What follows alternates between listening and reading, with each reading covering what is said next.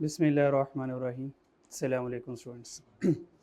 अच्छा, कल हमने से सब्जेक्ट का इंट्रोडक्शन किया था और पेपर किस तरह का आएगा, पेपर पैटर्न क्या आएगा, पासिंग रेशियो क्या रही है और पास पेपर एनालिसिस हमने देखा कि पेपर को हम पास कैसे करेंगे। ठीक है, तो आज की क्लास में इंशाल्लाह ताला हम स्टार्ट करेंगे अपना प्रॉपर लेक्चर। ठीक है,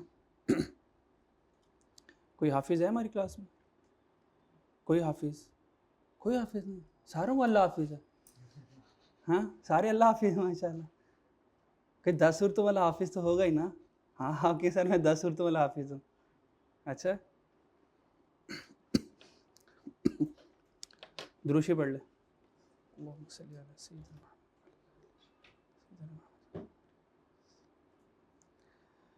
बिस्मिल्लाहिर्रहमानिर्रहीम। अऊज़ु बिल्लाहि मिनश्शैतानिर्रजीम। बिस्मिल्लाहिर्रहमानिर्रहीम। अलम नशरह लक सदरक व वज़अना अन्क विज़रक अल्लज़ी अनक़ज़ ज़हरक व रफ़अना लक ज़िक्रक फ़इन्न मअल उसरि युस्रन इन्न मअल उसरि युस्रा फ़इज़ा फ़रग़त फ़ंसब व इला रब्बिक फ़रग़ब। चलिए, जब भी कोशिश किया करें, पढ़ाई स्टार्ट किया करें, कम से कम दुरूशी पढ़ लिया करें और पढ़ाई स्टार्ट करने से पहले रब्बी ज़िदनी इल्मा 3 मरतबा पढ़ लिया करें। अगर रब्बी इश्रह ली सदरी व यस्सिर ली अमरी वाहलुल उक़दतम मिन लिसानी यफ़क़हू क़ौली, ये बचपन में हम दुआ याद किया करते थे स्कूल्स में, तो ये पढ़ लिया करें। तो इससे ना हमारी पढ़ाई में बरकत आ जाएगी। हो सकता है एक चीज़ हमें 1 आवर में रिटेंशन हो, 1 आवर में जाके समझ आए, लेकिन हम दुआएँ पढ़ेंगे, हो सकता है 1 घंटे वाली चीज़ हमें आधे घंटे में समझ लग जाए, 45 मिनट में समझ लग जाए। तो कोशिश किया करें दुआएँ पढ़ के फिर पढ़ाई स्टार्ट किया करें, तो आपकी पढ़ाई में बरकत होगी इंशाअल्लाह। ठीक है जी। अच्छा जी, चलते हैं कॉस्ट एंड मैनेजमेंट अकाउंटिंग के ऑफिशियली सेकंड लेक्चर पर। ठीक है, फर्स्ट लेक्चर पे अपने को चीज़ याद रखनी नहीं थी, सिर्फ वो पेपर एनालिसिस था और पेपर डिस्कशन थी। So now we will start cost accounting. सबसे पहला सवाल हमारा ये है कि why we study cost accounting. Cost accounting जो हम पढ़ रहे हैं और मैनेजमेंट अकाउंटिंग पढ़ रहे हैं, ये क्यों पढ़ेंगे हम? इसको पढ़ने का मकसद क्या है भाई? इंजीनियरिंग सब्जेक्ट को पढ़ने का मकसद क्या है? इंजीनियर बनेंगे, हाँ, और इंजीनियरिंग की सारी कैलकुलेशन सीखेंगे। मेडिकल्स बुक पढ़ने से क्या करेंगे? डॉक्टर बनेंगे, और मेडिकल डॉक्टर करता क्या है वो सारा कुछ सीखेंगे। ठीक है, कॉस्ट अकाउंटिंग जब हम पढ़ेंगे तो इससे हम क्या सीखेंगे? इससे क्या सीखेंगे? बस अभी जो एक लफ्ज़ बताने लगा हूं, ये चोर और पुलिस वाला हिसाब होने वाला है हमारा।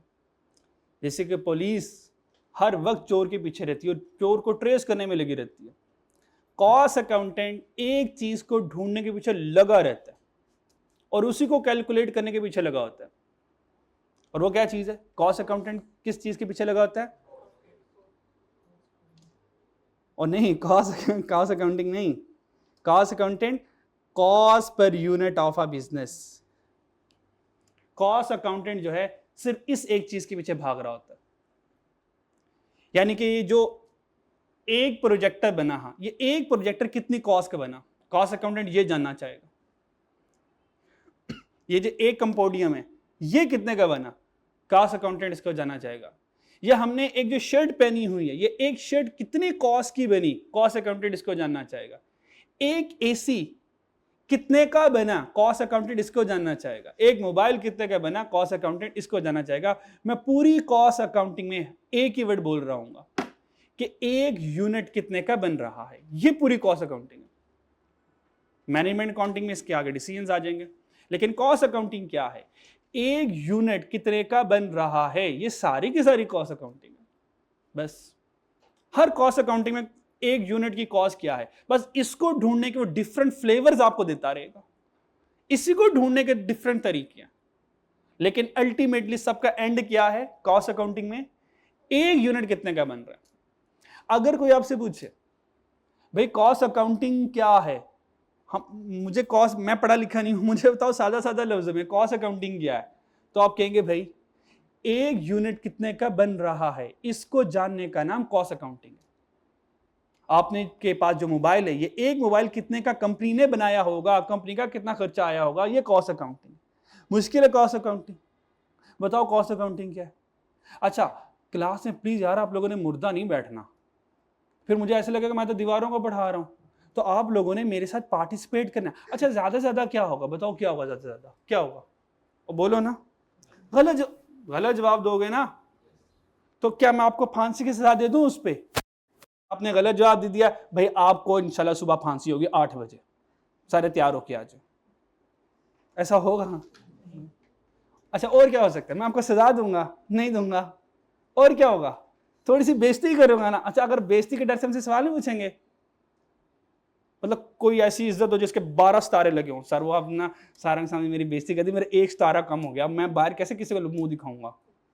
कोई ऐसे सितारे स्तूरे लगे हों आपके साथ, मतलब बाहर बहुत रेपुटेशन हो आपकी, बाहर 10 गार्ड खड़े हों आपको लेने के लिए, वो मैडम अंदर कॉस्ट अकाउंटिंग पढ़ रही है और सारा आपने मैडम को ही कुछ कह दिया है, आए ना जरा साइड पे आप। क्या ख्याल है, मतलब कोई ऐसा कोई प्रोटोकॉल किसी का हो, मुझे पहले ही बता दे, क्या ख्याल है। उसकी हम बेइज्जती नहीं करेंगे इंशाल्लाह, बाकी हम कर लेंगे। तो बच्चों, आप लोगों ने मेरे साथ साथ रहना है, आप लोगों ने मेरे साथ साथ मेरे क्वेश्चन के आंसर करने हैं, ठीक है। तो हमने एक फैमिली की तरह क्लास लेके चलना है, ठीक है। कोई डर नहीं है, कोई टेंशन वाली बात नहीं, कोई इज्जत नहीं है, कोई बेइज्जती नहीं है। आप सीखने के लिए आए हैं और जो क्वेश्चन आपके माइंड में होगा आप पूछ लें आराम से, कोई टेंशन नहीं, ठीक है। बेइज्जती नहीं करूँगा, थोड़ी थोड़ी सी करूँगा बस। अच्छा जी तो बताएं कॉस्ट अकाउंटिंग क्या है। एक यूनिट को बनाने की cost. What is the cost accounting? To calculate cost per unit of a business. ये बात समझ लगती है? क्या ये बात आप याद रख पाएंगे? बस ये याद रख लेने, यकीन करना आपकी जिंदगी इतनी आसान हो जाएगी। डन, आगे चलते हैं। इसका मतलब ये जो कॉस्ट पर यूनिट है ये किसकी है? बिजनेस की। अब बिजनेस क्या है ये हमें जान लेना चाहिए। आपको सबको पता है I2B माशाल्लाह तगड़ी बढ़ कर आए हो, ठीक है। लेकिन हम बरकत के तौर पर थोड़ी सी बिजनेस पढ़ लेंगे, ठीक है, 1 मिनट में। बिजनेस क्या है? हर वो एक्टिविटी जिसको करने का मकसद प्रॉफिट कमाना है, क्योंकि हम प्रॉफिटेबल बिजनेस की बात करेंगे, नॉट प्रॉफिट ऑर्गेनाइजेशन का ताल्लुक हमसे नहीं है, ठीक है जी। हम पैसे कमाने घर से आए हुए हैं, ठीक है जी। तो बिजनेस क्या है? हर वो एक्टिविटी जिसको करने का मकसद प्रॉफिट कमाना है, that is called business. So business perform activity to earn profit. Okay, so business की करने का मकसद क्या होगा कि हमने यहां से क्या करना है? प्रॉफिट कमाना। बिजनेस 3 तरह के। Number 1, trading business. Trading business क्या करता है? ट्रेडिंग बिजनेस क्या करता है? ये चीजें खरीद के बेचता है। Trading business buy goods from the supplier then sell it to the customers. Buy and sell करेगा, ये ट्रेडिंग बिजनेस है। फाइनेंशियल अकाउंटिंग ज्यादातर ट्रेडिंग बिजनेस के ऊपर होती है। फाइनेंशियल अकाउंटिंग किसके ऊपर होती है? ट्रेडिंग बिजनेस के ऊपर होती है। सेकंड हमारे पास जो बिजनेस आता है that is called manufacturing business. कौन सा बिजनेस? मैन्युफैक्चरिंग बिजनेस क्या करता है? हाँ, ये चीजें मैन्युफैक्चर करके बेचता होगा। ये पहले खुद चीजें बनाता होगा, फिर कस्टमर को सेल करता होगा। तो कह सकता हूं मैन्युफैक्चरिंग बिजनेस में कुछ ना कुछ इनपुट होगा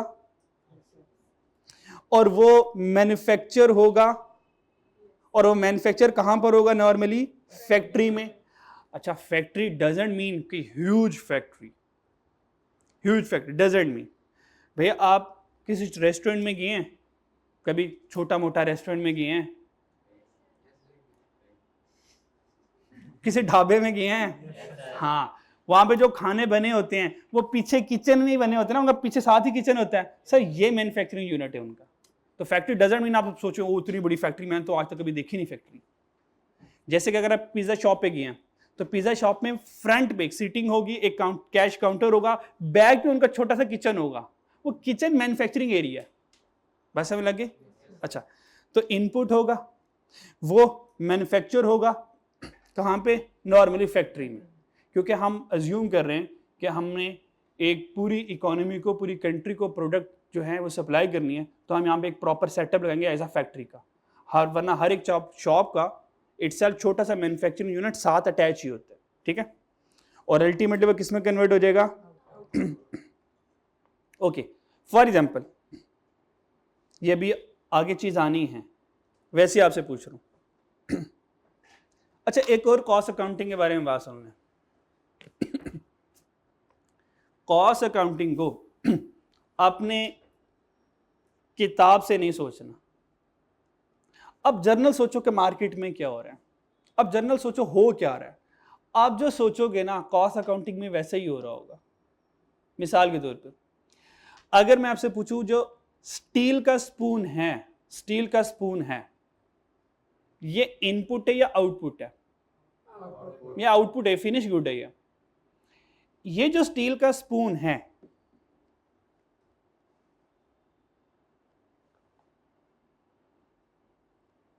ये किसी ना किसी तो रॉ मटेरियल से बना होगा, तो बता सकते हैं इसका raw material, main raw material कौन है? इसका मेन रॉ मटेरियल स्टील है। बात समझ आ रही है? ठीक है। अच्छा, अगर मैं एक टेबल की बात कर रहा हूं और वुडन टेबल है,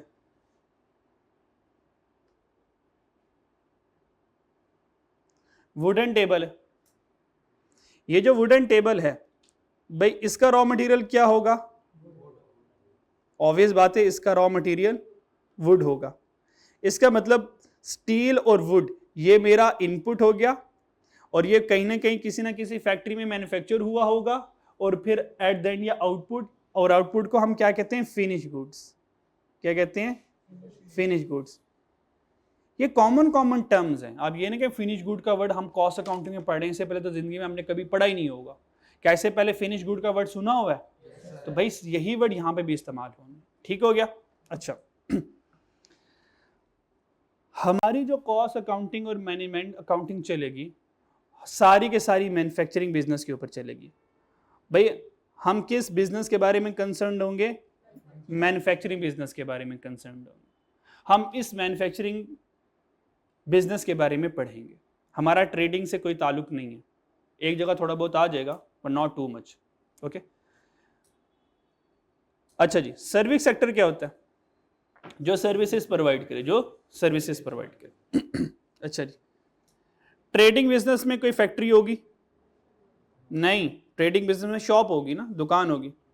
वो कहीं से फिनिश गुड खरीद के लाएगा, आगे बेच देगा। एग्जांपल क्या हो सकती है? कोई भी मोबाइल शॉप, कोई भी फॉर एग्जाम्पल एम्पोरियम मॉल ले लें, पैकेजेस मॉल ले लें, मेट्रो स्टोर ले लें, ठीक है, और कोई भी रिटेल शॉप ले लें। मैन्युफैक्चरिंग बिजनेस में जो सुजुकी कार वाले हैं, ये सुजुकी कार जो बेचते हैं ये खरीद के बेचते हैं, बना के बेचते हैं? बना के। नेस्ले वाले जो है वो क्या करते हैं? नेस्ले वाले खुद प्रोडक्ट बनाते हैं। नेस्ले वाले खुद अपना वाटर बनाएंगे, जूस बनाएंगे, सीरियल्स बनाएंगे, अदर प्रोडक्ट्स बनाएंगे, सीरियल्स बनाएंगे और फिर आगे कस्टमर को सेल करते हैं। कोक और पेप्सी क्या करते हैं? ये अपनी फैक्ट्री में खुद मैन्युफैक्चरिंग करते हैं। ठीक है, जैसे कि अगर हम नेक्स्ट कोला की बात करें तो नेक्स्ट कोला क्या करता है? वो अपनी प्रोडक्ट खुद बनाता है और आगे मार्केट में सेल करता है। तो नेक्स्ट कोला क्या हुआ? कौन सा बिजनेस हुआ next Cola? Trading business, manufacturing business? Manufacturing business हुआ। और सर्विसेज सेक्टर क्या करता है? ये सर्विसेज प्रोवाइड करता है, जैसे सीए फर्म्स हो गई, कॉलेजेस हो गए, आईटी डॉक्टर्स वगैरह हो गए, लॉयर्स हो गए, कंसल्टेंसी हो गई, अकाउंटिंग फर्म्स वगैरह हो गई। ठीक है। अब यहां पर है लास्ट में, अगर मैंने कैलकुलेट करनी हो पर यूनिट कॉस्ट ट्रेडिंग बिजनेस में, तो सबसे आसान होता है ट्रेडिंग बिजनेस में कॉस्ट कैलकुलेट करना।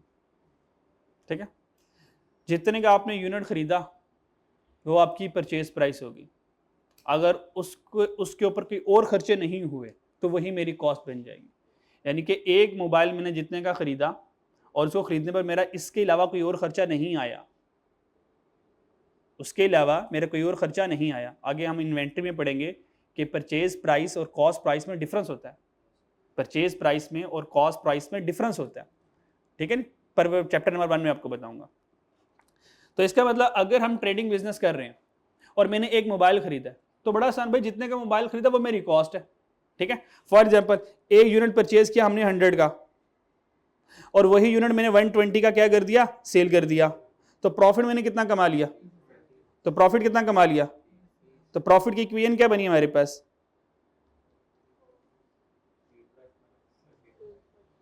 Cell minus cost. अगर सेल में से कॉस्ट माइनस करें हमारे पास प्रॉफिट आ जाएगा। ट्रेडिंग बिजनेस में प्रॉफिट कैलकुलेट करना कोई मुश्किल काम नहीं होता। सर्विस सेक्टर में भी मुश्किल काम नहीं है। मतलब आप बच्चे से फी कितनी ले रहे हो, ठीक है, ये आपका रेवेन्यू आ जाएगा, इसके ऊपर कॉस्ट कितनी आ रही है, माइनस करेंगे तो प्रॉफिट आ जाएगा। सबसे जो मुश्किल काम है कॉस्ट कैलकुलेट करना वो है हमारे पास मैन्युफैक्चरिंग बिजनेस का। किसका? इसलिए इसको देखो, इसको रेड कलर में लिखा हुआ है और बस हमने यही पढ़ना है। Difficult to calculate per unit cost. एक यूनिट कितने का बन रहा है, ये कैलकुलेट करना आसान काम नहीं है, आसान काम नहीं है। इसी को तो कैलकुलेट करने के ऊपर इतने चैप्टर बने हुए हैं, ठीक है। मान लें आपने एक शर्ट खरीदी, आपने एक शर्ट खरीदी 1000 रुपये की, कितने की खरीदी? 1000 रुपये की आपने एक शर्ट खरीदी। आपको ये लगता है यार सिर्फ 1000 रुपये की कॉस्ट है, मान लो वो जो मुझे बेच रहा है उसको 700 की कॉस्ट की होगी, उससे 700 की कॉस्ट की, 300 प्रॉफिट रखा, 1000 की मुझे बेच दी, और आपको सिर्फ 700 नजर आ रहा है। उस 700 में अगर मैं आपसे पूछूं क्या क्या कॉस्ट होगी, बता सकते हो रफली? जी बताओ। वो जो 700 की शर्ट है, उस 700 की शर्ट में क्या क्या कॉस्ट आई होगी? रॉ मटेरियल की कॉस्ट होगी, वेल डन, और लेबर की कॉस्ट होगी, और इलेक्ट्रिशियन की कॉस्ट। ये लगता है इंटर में मैन्युफैक्चरिंग अकाउंट पढ़ा हुआ है ना? इंट्रो टू अकाउंटिंग में I2 में मैन्युफैक्चरिंग अकाउंट है ना? हाँ, अच्छा आते नहीं बेटा, अच्छा सही है।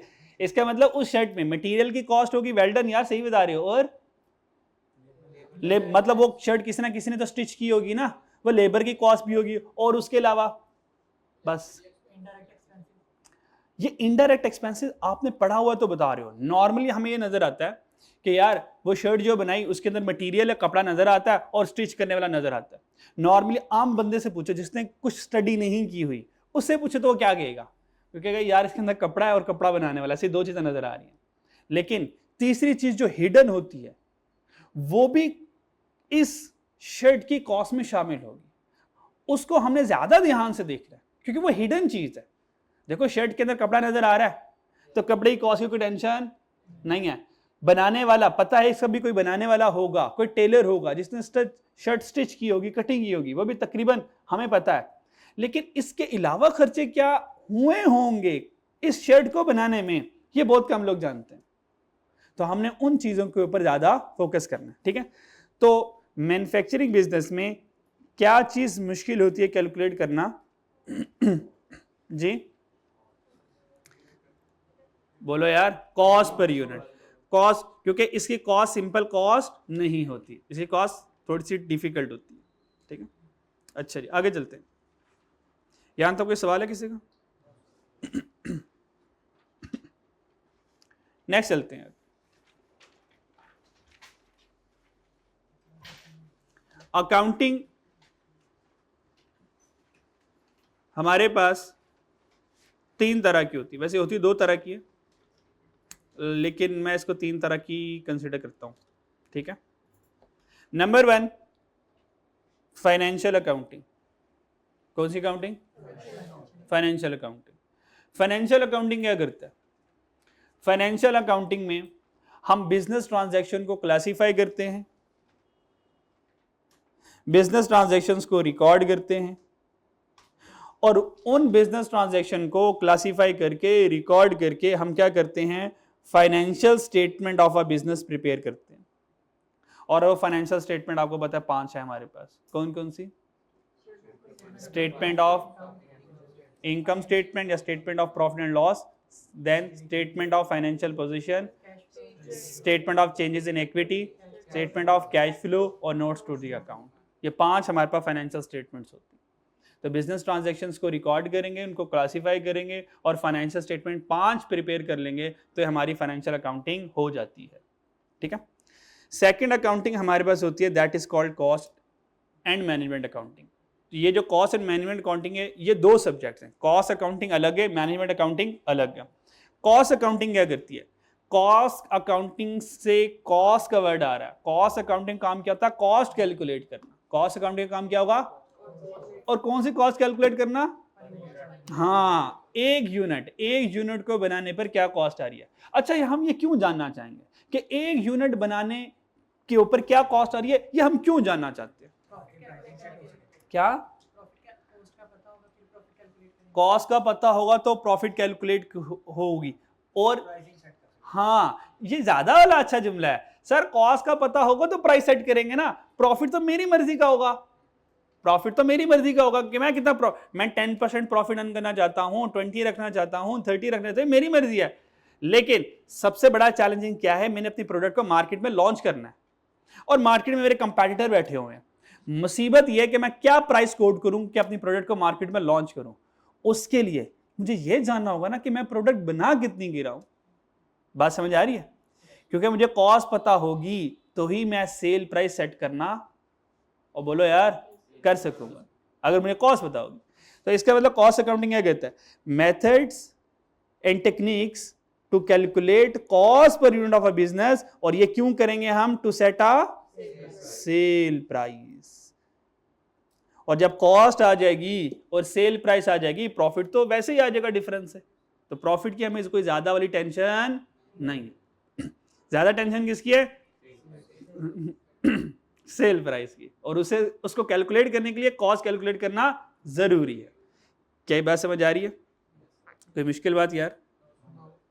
ओके।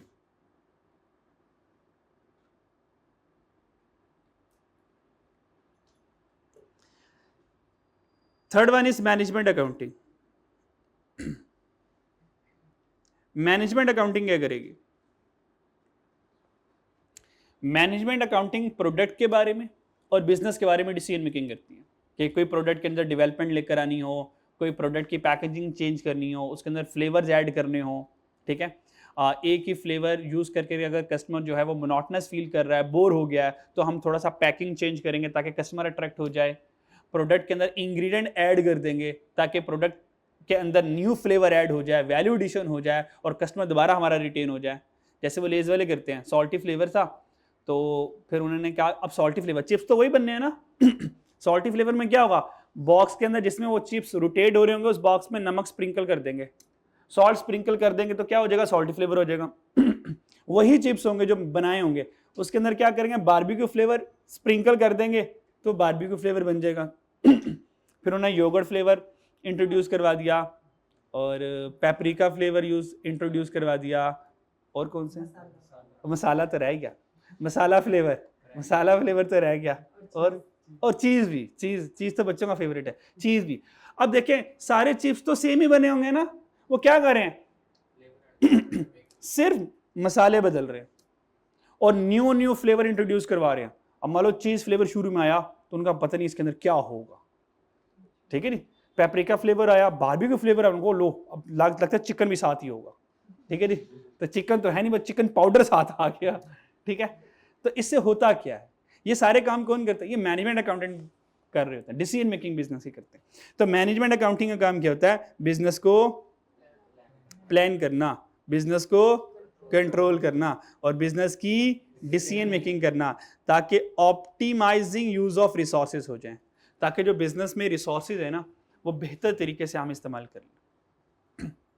अच्छा, यहां तक एग्जाम में कुछ नहीं आना, अभी हम एग्जाम से बहुत दूर हैं, चैप्टर नंबर 0 चल रहा है। ये चैप्टर नंबर कौन सा चल रहा है, 0। इसका मतलब अभी हम अपने एग्जामिनेबल चैप्टर तक पहुंचे नहीं हैं, लेकिन वहां तक पहुंचने के लिए हमें सारी चीजों से गुजरना पड़ेगा, ताकि जब हम चैप्टर 1 में कदम रखें तो सर आपकी अंडरस्टैंडिंग बेहतर हो, ठीक है। यहां तो कोई मसला? नेक्स्ट चलते हैं यार। नेक्स्ट हमारे पास है इनकम स्टेटमेंट। इनकम स्टेटमेंट बनानी नहीं है, सिर्फ आपको ज़ियारत करवानी है और कुछ चीज़ों के बारे में आपको सिर्फ बताना है, गाइड करना है।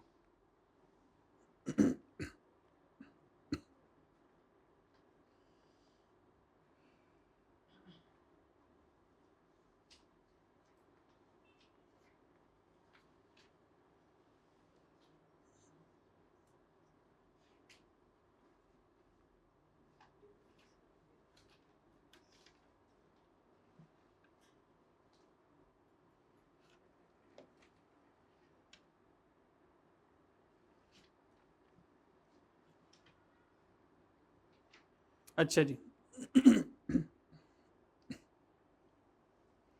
Trading business, trading business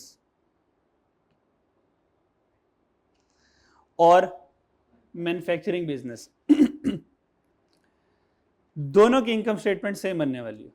trading business हो या मैन्युफैक्चरिंग बिजनेस हो, दोनों के इनकम स्टेटमेंट में जरा बराबर फर्क नहीं। ठीक है, मिसाल के तौर पर ट्रेडिंग बिजनेस वाले क्या बेचेंगे? फिनिश गुड बेचेंगे। मैन्युफैक्चरिंग बिजनेस वाले भी क्या करेंगे? ये भी फिनिश गुड बेचेंगे। बात समझ आ रही? कभी ऐसा हो कि अब मोबाइल लेने गया हूँ, उनका यार मोबाइल अभी तो नहीं है, फैक्ट्री में बन रहा है, आधा मोबाइल पड़ा हुआ है, वो ले जाओ, जोड़ खुद ही लेना, क्या आप लेंगे? नहीं, कस्टमर तो फिनिश गुड लेता है ना। तो इसका मतलब मैन्युफैक्चरिंग वाले क्या बेचेंगे? मैन्युफैक्चरिंग वाले क्या बेचेंगे? फिनिश गुड बेचेंगे। और जी, बाहर की कंट्री में मटेरियल वगैरह, वो तो हमारे हार्डवुड से भी मटेरियल वगैरह मिल लेते हैं, तो मोबाइल खुद ही बना लेते हैं इंशाल्लाह। अच्छा, हाँ, वो तो यहाँ से ही मिल जाती हैं, पर हम हैं हड हराम। ठीक है, हम कौन है? क्या हमारे कबर्ड बनाने के लिए चीजें नहीं मिलती? सर आरी मिल जाती है, मिल जाती है, कबर्ड बनाने के लिए शीटें मिल जाती हैं, मतलब रेडीमेड होती है। वो फिर प्लास्टिक की होगी ना, जो फोल्डिंग हो जाती होगी। अच्छा, वो प्लास्टिक की होती हैं, और उसके अंदर से नट्स वगैरह लगाने होते हैं, उसका स्ट्रक्चर बनाएंगे तो कबर्ड बन जाएगी। लकड़ी की भी अगर होंगी तो बड़ी बड़ी शीटें ही होंगी ना, उनको सिर्फ अपने पेज से वो करना होता है, संभल करना होता है, वो हो जाएंगे। हमसे ये भी नहीं होगा। हमसे ये भी नहीं होगा, ठीक है नहीं। उन्होंने ऑलरेडी आधा से काम किया होता है, सारा स्ट्रक्चर किया होता है, कहते हैं ठीक है, आपने सिर्फ क्या करने हैं, नट वगैरह पेज वगैरह लगाने हैं और आपकी कबर्ड तैयार इंशाल्लाह। ठीक है, पर हम ये कहेंगे हमें भी ये कुछ साथ चाहिए तैयार करने वाला। अच्छा जी सर, दोनों के कॉस्ट ऑफ गुड्स सोल्ड में आ जाएं। सर फर्क क्या है? ये जो ट्रेडिंग बिजनेस है, ये दिख रहे हो येलो ब्लू कलर का पी नजर आ रहा है आपको, नजर आ रहा है? इसका मतलब ओपनिंग स्टॉक प्लस परचेजेस। इसका मतलब ट्रेडिंग बिजनेस क्या करते हैं? ये परचेज करते हैं। ये क्या करते हैं? परचेज करते हैं, क्योंकि ट्रेडिंग बिजनेस है ना, ये चीजों को परचेज करेंगे फिर ऊपर सेल करेंगे। तो जब हम कॉस्ट ऑफ गुड्स सोल्ड बनाते हैं ट्रेडिंग बिजनेस में, यहाँ पे परचेज आता है, और परचेज क्या होगा? Finish good purchase. मेरी बात समझ आ रही है? और बाकी ओपनिंग क्या है? ये फिनिश गुड का ओपनिंग है, और ये क्लोजिंग क्या है? ये फिनिश गुड का क्लोजिंग है। अब यहां पर है मैन्युफैक्चरिंग अकाउंट में, क्योंकि मैन्युफैक्चरिंग अकाउंट परचेज नहीं कर सकता, तो यहां पे देखिए पी नहीं लिखा हुआ है ना, तो यहां पे क्या लिखा हुआ है? Cost of goods manufactured. या आपने इंट्रो में पढ़ी होगी, पढ़ी है मैन्युफैक्चरिंग अकाउंट में? ठीक है, नहीं भी पढ़ी तो हमें कोई टेंशन नहीं है, हमने कौन सा पढ़ना है, हमारे कौन सा सिलेबस में ये है। तो क्योंकि मैन्युफैक्चरिंग बिजनेस है, ये क्या करता है? कॉस्ट ऑफ गुड मैन्युफैक्चर्ड, ये गुड्स को मैन्युफैक्चर करेगा और फिर फिनिश गुड बनाकर बेचेगा। बस ये फर्क है, बाकी चेक करें कहीं आपको डिफरेंस नजर आ रहा हो? Other income, advance expense, selling, financial, दोनों के नेट प्रॉफिट आ गए, कोई फर्क नहीं है। कि है तो बता दो मुझे। एक फर्क था जो शुरू में बताया था, ट्रेडिंग बिजनेस क्या करेगा? जब वो कॉस्ट ऑफ गुड्स कैलकुलेट करेगा तो चीजें परचेज करेगा, और मैन्युफैक्चरिंग बिजनेस को परचेज करने की इजाजत नहीं है, क्योंकि उसकी नेचर क्या है? मैन्युफैक्चरिंग बिजनेस है, वो चीजों को मैन्युफैक्चर करेगा। बस ये डिफरेंस है दोनों की इनकम स्टेटमेंट। मेरी बात समझ आ रही है? चलो आगे चलें।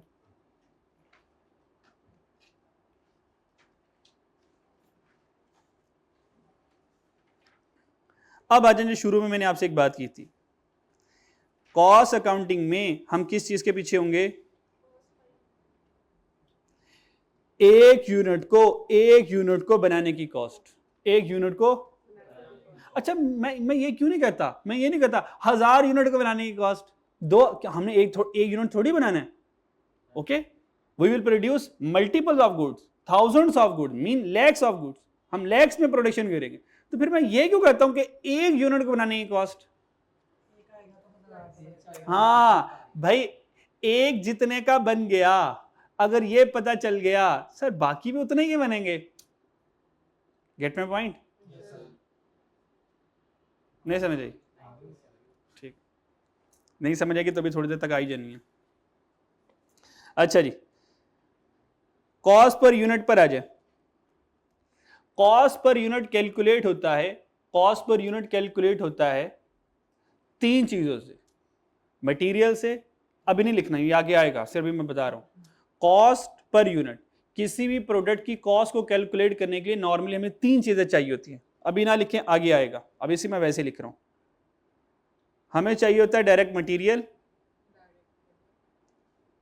हमें चाहिए होता है डायरेक्ट मटेरियल। नहीं लिखना जो मैं लिख रहा हूँ आप लोगों ने नहीं लिखना, ये आगे डिटेल में मैंने सब कुछ आप लोगों ने लिखा हुआ है, बस आपका काम ये चुपचाप टेक लगा के समझते रहे, और कुछ नई चीज़ मिल जाए जो मैं लिख रहा हूँ वो नोट्स में नहीं है वो आप लोग लिख लें। अच्छा वो एक बात बताना भूल गया कि हमारा स्टडी रिसोर्स क्या होगा और हम अपनी क्लासेस को कहाँ से पढ़ेंगे, ठीक है। स्टडी मटेरियल क्या यूज़ करेंगे, इसके बारे में लास्ट डिस्कशन हो नहीं पाई शायद, ठीक है। अच्छा स्टडी मटेरियल में हम दो ही मटेरियल यूज़ करेंगे, ठीक है, दो ही मटेरियल यूज़ करेंगे। नंबर 1 मेरे लेक्चर नोट्स, उस लेक्चर नोट्स में सारा का सारा चैप्टर का लेक्चर होगा, कॉन्सेप्ट होगा, उसी में एग्जाम्पल्स होंगी जो हम क्लास में करेंगे, और उसी में प्रैक्टिस क्वेश्चंस होंगे। जब हम ये कर लेंगे, मेरे लेक्चर नोट्स कर लेंगे, हमारा चैप्टर 100% प्रिपेयर हो चुका होगा। जब हमारा चैप्टर 100% प्रिपेयर हो जाएगा, फिर हम एग्ज़ाम लेवल की प्रैक्टिस करने के लिए ICAP के पास पेपर्स करेंगे। ICAP को पास पेपर करने के बाद फिर वो जो रेलिवेंट चैप्टर होगा फिर वो हमारा कंप्लीट हो जाएगा। मेरी बात समझ आ रही है, ठीक है। इसके अलावा ICAP की जो बुक्स हैं उसकी जो एग्जाम्पल्स हैं वो ऑलरेडी मेरे लेक्चर नोट्स में शामिल होंगी, इंक्लूडेड हैं। और अगर फिर भी आप साथ साथ ICAP की बुक को रीड करना चाहें बरकत के तौर पर, तो आप साथ साथ ICAP की बुक सॉफ्ट में रख के उसको रीड कर सकते हैं, उसके इलस्ट्रेशंस देख सकते हैं, ठीक है। नॉर्मली हम वो कवर कर ही चुके होंगे, लेकिन साथ साथ अगर आप रीड करना चाहें तो रीड कर सकते हैं, ठीक है।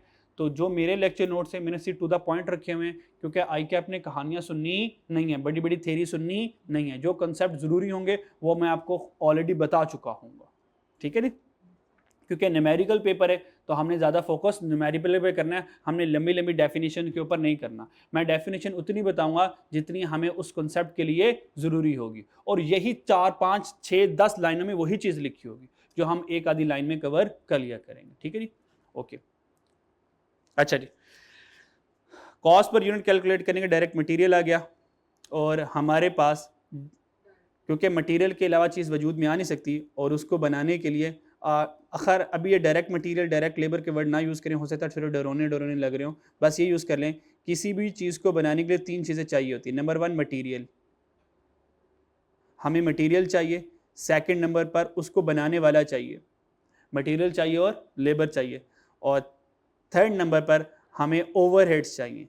ओवरहेड्स किन बलाओं का नाम है ये हम डिस्कस करेंगे। ये 3 चीज़ें जो हैं ये भी पूरी कॉस्ट अकाउंटिंग है। अब देखिएगा पूरी कॉस्ट अकाउंटिंग में ना मैं मटेरियल को ढूंढने पर लगाऊंगा, काश मटेरियल मुझे मिल जाए, काश लेबर की कैलकुलेशन कर लूं, काश ओवरहेड मुझे मिल जाए। और इन तीनों के ऊपर एक पूरा चैप्टर है। मटेरियल के ऊपर तो 2 चैप्टर है, लेबर के लिए अब सिंगल एक पूरा चैप्टर है, और ओवरहेड का अपना एक चैप्टर। ठीक हो गया। अच्छा जी, इसका मतलब किसी भी प्रोडक्ट को बनाने के लिए हमें किन किन कॉस्ट की जरूरत पड़ती है? मटेरियल, लेबर और ओवरहेड।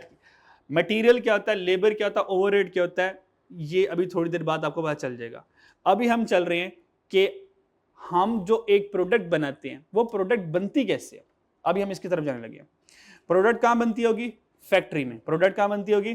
फैक्ट्री में। पहले मैं पूरी फैक्ट्री की ज़ियारत करवा देता हूं। This is the complete factory, ये पूरी की पूरी एक फैक्ट्री है, ठीक है। ये क्या है? फैक्ट्री है, सही। ये क्यों नहीं काम करता ऐसे? चलो, ये पूरी की पूरी फैक्ट्री है। इस फैक्ट्री में नॉर्मली 3 कमरे होंगे। इस फैक्ट्री में नॉर्मली कितने कमरे होंगे? 3 कमरे होंगे। भाई पहले वाला जो रूम है, पहले वाले रूम का नाम क्या है? Raw material store. पहले वाले रूम का नाम क्या है? Raw material store. पहले वाले रूम के ऊपर बात करते हैं। ये जो रॉ मटेरियल स्टोर होगा, मान लो मेरे बिजनेस का आज पहला दिन है, मेरे बिजनेस का आज पहला दिन है। ये जो रॉ मटेरियल स्टोर में इतना कुछ नजर आ रहा है, क्या पहले दिन ये सामान पड़ा होगा? यहाँ पे खाली होगा ना? खाली होगा कि भरा हुआ होगा? खाली होगा, क्योंकि बिजनेस के फर्स्ट डे पे कोई स्टॉक ओपनिंग स्टॉक नहीं होता, कोई ब्रॉड डाउन नहीं पड़ा होता। मान लो मेरे बिजनेस का दूसरा साल है, जब दूसरा साल होगा, 1 साल गुजर गया होगा, क्या आप स्टोर रूम में कुछ मेरे पास रॉ मटेरियल पड़ा होगा? ये चेक करें, इस स्टोर रूम में रॉ मटेरियल पड़ा होगा। अच्छा, तो सबसे पहले हमारे पास ओपनिंग रॉ मटेरियल होगा। वो रॉ मटेरियल क्या पूरा साल चल जाएगा या आधे रास्ते में खत्म हो जाएगा? डर है तो बोलो यार, आधे रास्ते में खत्म हो जाएगा। क्या ख्याल है? इसका मतलब मुझे नई परचेजेस करनी पड़ेगी, मुझे नया रॉ मटेरियल खरीदना पड़ेगा। अच्छा, कोई बिजनेस सेट कर लो, कोई बिजनेस सोच लो, फिर हम उसी बिजनेस के ऊपर एग्जाम्पलें सेट करेंगे। दो बिजनेस रिकमेंडेड है, जो आप चाहें, ओ ऑप्शन तो ले लो मेरे से, ऑप्शन तो मेरे से ले लो। दो बिजनेस में जो कहेंगे हम उसी के ऊपर बात करेंगे। नंबर 1, या तो कपड़े बना लो, गारमेंट इंडस्ट्री लगा लो। नंबर 2, या तो केक बना लो, केक बना लो, जैसे केक्स एंड बेक्स, लेयर्स वगैरह, किचन कुजीन और बूंदों के केक्स होते हैं। या तो केक बना लो, या तो शर्टें बना लो, कपड़े बना लो, एक काम कर लो, हाँ उसी के ऊपर एग्जाम्पल करेंगे। फिर कहते हैं हुकूमतों से सही फैसले नहीं होते। एक छोटा सा फैसला आप लोगों की छोटी सी क्लास से नहीं हो रहा, दोनों कर ले, जन्नत में आए हुए हम, दोनों कर लें। पहले हम एक बिजनेस करेंगे और उस बिजनेस में हम एक्सपर्ट हो जाएंगे, उसको इकोनॉमी ऑफ स्केल पे लेके जाएंगे, फिर इंशाल्लाह ताला वो किसी और के हैंड ओवर करके उसको बर्बाद करने के लिए छोड़ देंगे, फिर हम नया बिजनेस स्टार्ट करेंगे। चलो बताओ फिर क्या फैसला किया? मैं बिजनेस ही बदल लेता हूँ, मेरे तो यही हो सकता है। चलो कहीं शर्ट बना लेंगे, कहीं केक बना लेंगे, अब दोनों ही तो चलाना ही है। हाँ, फर्नीचर का भी बिजनेस भी अच्छा ही है, फर्नीचर कर लेते हैं, ठीक है। चलें जी, तय हो गया, फर्नीचर का बिजनेस हम कर रहे हैं। हम कौन सा बिजनेस कर रहे हैं? फर्नीचर का। ओके, चलें इसके लिए जरा केक का कर लेते हैं, ठीक है जी। ओपनिंग रॉ मटेरियल मेरे पास पड़ा हुआ है। मुझे पता है कि पूरे साल में महीने में हमारे थाउजेंड्स ऑफ केक सेल हो जाते हैं, थाउजेंड्स ऑफ केक महीने में सेल हो जाते हैं, ठीक है। अभी वो मैं तकरीबन ईद रमज़ान था, तो रमज़ान में आपको पता है, नहीं उनकी एडवर्टीजमेंट हो जानी है, नहीं बताता, ब्रांड का नाम नहीं बताता। तो उनके पास केक लेने गए तो कार्ड था, कार्ड से पेमेंट की, कहते सर कार्ड एक्सेप्ट ही नहीं हो रहा। मैंने कहा यार वो कैश तो है ही नहीं है। तो मैंने कहा क्यों नहीं हो रहा? कह रहा सर आज की जो लिमिट थी ना कार्ड से पैसे रिसीव करने की, पूरी हो चुकी है। यानी कि उनके पास एक मशीन थी और एक मशीन, उन्होंने कहा तकरीबन सर 5 लाख के करीब तो हम ट्रांजैक्शन कर चुके हैं इस मशीन से, अब इससे ज़्यादा हमें अलाउड नहीं। तो पर डे 5 लाख के केक लोरी खा जाते हैं, सही है, सोचो, पर डे। और ईद वाले दिन सुभान अल्लाह पैसे आ ही रहे हैं उनके पास, ठीक है। आप लाहौर में तो बिजनेस करना नॉर्मल बड़ा आसान है, लाहौरियों को उसी क्वालिटी दे, पैसे जितने मर्जी इनकी पॉकेट से निकलवा ले। खैर मैंने वो वीडियो देखी नहीं, पर मुझे किसी ने बताया कि लाहौर में गुलबर्ग में, पता नहीं आप लिबर्टी में वाली गुलबर्ग वाली साइड में, वो एक शॉप वाला तो वो खजूर बेच रहा था 500 की एक सिंगल खजूर। हाँ, उसने कहा कि खजूर जो है मतलब ये बहुत महंगी है, मतलब कई हजार रुपए किलो है। अगर आप एक खजूर खाएंगे वो 500 रुपए पर खजूर पीस है। मैं भी तो ये सोच रहा था कि अंदर सोने की गुठली निकली है, चांदी की तो निकलेगी नहीं निकलेगी, क्या ख्याल है? पर बस ठीक है, लोगों को बेवकूफ़ बनाए जाओ, पैसे लूटी जाओ, ठीक है। तो आप क्वालिटी दें, जितने मर्जी लोगों से पैसे चार्ज करी जाए तो आपका बिजनेस चल जाएगा, ठीक है। अच्छा जी, आगे चलते हैं भाई। रॉ मटेरियल स्टोर में हमारे पास ओपनिंग मटेरियल पड़ा होगा, उसमें हम क्या करेंगे, नया रॉ मटेरियल परचेज करेंगे। फिर रॉ मटेरियल हवा में चढ़ के थोड़ी आ जाएगा, चुटकी बजाएंगे तो रॉ मटेरियल स्टोर रूम में आ जाएगा भाई, नहीं, उसको कोई ना कोई गाड़ी लेकर आएगी। गाड़ी किधर गई मेरी, ओहो, उसको कोई ना कोई गाड़ी लेकर आएगी, ठीक है, मिस्टर बीन वाली गाड़ी बना लेते हैं। कोई ना कोई गाड़ी में रॉ मटेरियल आएगा, कोई हमने परचेज डिस्काउंट दे दिया और ये क्लोजिंग रॉ मटेरियल आ जाएगा। और अगर हम ओपनिंग में परचेजेस ऐड करें, पर कैरेज इनवर्ट ऐड करें, परचेज डिस्काउंट माइनस कर दें और जो स्टॉक हमारे पास बच गया था वो भी माइनस करें, तो हमारे पास एक वैल्यू आएगी, उसको कहते हैं मटेरियल यूज्ड इन प्रोडक्शन। यानी कि ये वो मटेरियल है जो आगे प्रोडक्शन में इस्तेमाल होगा। मान लें हमारे पास हम केक बना रहे हैं, हमारे पास एग्स पड़े होंगे, हमारे पास बेकिंग पाउडर पड़ा होगा, हमारे पास कोको पाउडर होगा। वो जितना भी पाउडर हमारे पास था, जितना भी मटेरियल था, उसमें से जो मटेरियल बच गया उसको साइड पे निकाल दिया। इसका मतलब बाकी मटेरियल अब कहां जा रहा है? प्रोडक्शन में इन्वॉल्व होने जा रहा है। बाकी मटेरियल कहां जाएगा? ये प्रोडक्शन में इन्वॉल्व होगा। ये मैं टॉपिक क्यों पढ़ा रहा हूं? ये रॉ मटेरियल चैप्टर 1 में आएगा। आगे ये जो कहा ना मटेरियल यूज इन प्रोडक्शन, आगे हम एक चैप्टर पढ़ेंगे प्रोसेस कॉस्टिंग का। याद है process costing, joint and by product लाजमी आते हैं। ये उसका कॉन्सेप्ट अभी हल्का हल्का सा जा रहा है, बस समझ आ रही? तो मटेरियल यूज इन कहां जाएगा? प्रोडक्शन। तो ये मटेरियल कहां पे चल जाएगा अब? प्रोडक्शन में। और प्रोडक्शन कहां होगी? प्रोडक्शन डिपार्टमेंट में। प्रोडक्शन कहां होगी? Production department. अच्छा, अब यहां से हमारी कहानी स्टार्ट होगी। इसका मतलब ये जो रॉ मटेरियल स्टोर है सर, ये पहला इंग्रेडिएंट है प्रोडक्ट को बनाने का, दैट इज दी मटेरियल। बात की थी ना हमने कि प्रोडक्ट को बनाने के लिए मटेरियल होता है। वो मटेरियल कहां से आएगा? रॉ मटेरियल स्टोर से आएगा। तो रॉ मटेरियल स्टोर क्या करेगा?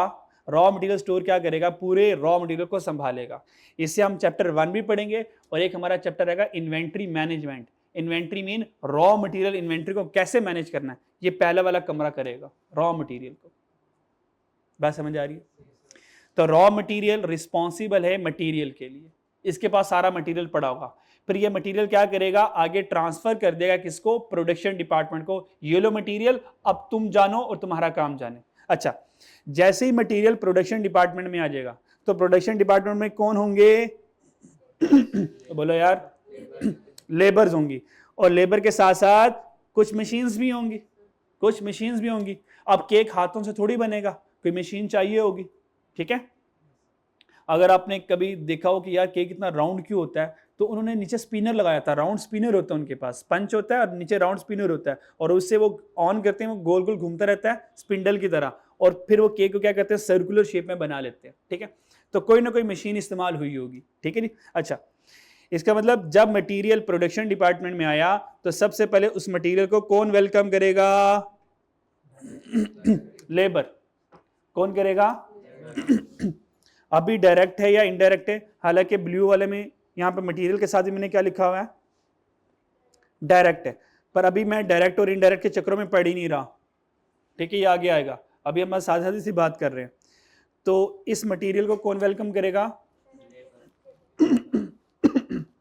लेबर करेगी। अब दो चीजें इकट्ठी हो गई, एक मटेरियल और एक लेबर। तो यहां से हमें लेबर मिल गई। लेबर कौन सी? Direct labour. ये दो चीजें हमें मिल गई। प्रोडक्ट को बनाने के लिए तीन चीजें थी, मटेरियल और लेबर। मटेरियल कहां से मिलेगा? रॉ मटेरियल स्टोर से। लेबर कहां पर होगी? प्रोडक्शन डिपार्टमेंट में होगी। Gate my point? अब तीसरी चीज रहेगी ओवरहेड। ओवरहेड क्या है? ओवरहेड क्या है? अगर आप ओवरहेड मुझे सुनाना चाहो नहीं सुना सकते।